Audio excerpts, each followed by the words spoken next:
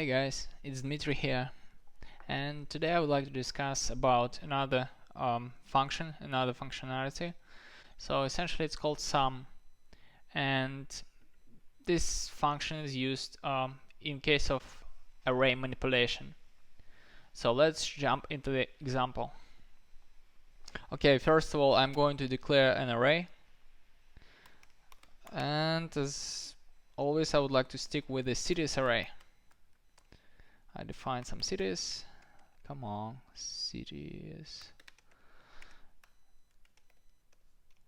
Okay, we'll start from Moscow, then Sydney,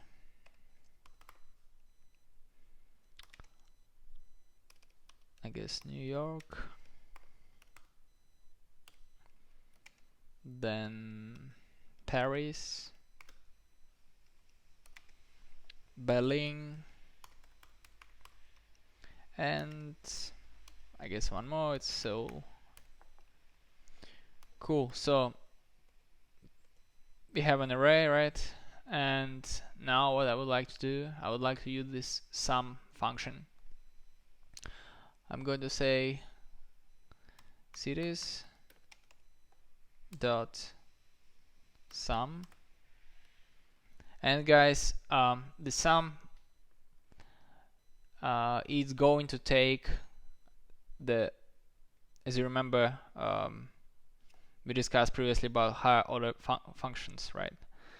So, and they're essentially like, it's obviously it's a higher order function too, and yeah, I'm going to pass another function to this function, and it's going to be a callback, of course, and I'm going to say city, and the second parameter that I'm going to pass to this callback function, it's going to be actual index.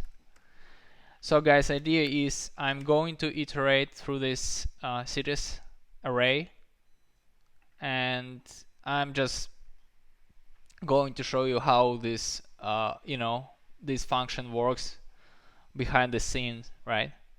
So I'm going to define, okay, first of all I'm going to define console.log. I'm going to show you guys the actual index, and I'm going to return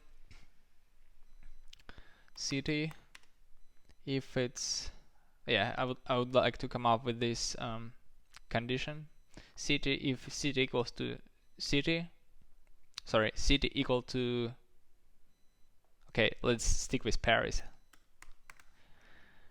And yeah, so guys, obviously I mean, not obviously, but the idea of this sum function, as soon as it returns the true, and obviously this function it's returning the boolean, and if the condition is true, or if the condition was satisfied, it's going to return true, otherwise it's going to return false. And the most important thing is, as soon as the condition is true and as soon as it's returning true, the iterating stops. So we stop iterating through this array, right?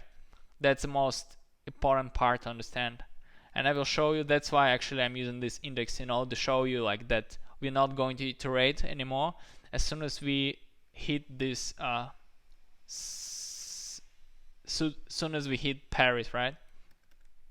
So let's run it.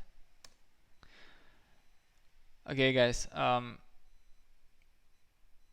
so what happened here, you can see 0, 1, 2, 3.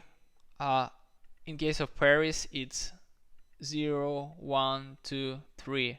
So essentially the Paris, it's on the it has a index number 3, right? Equal to 3, sorry.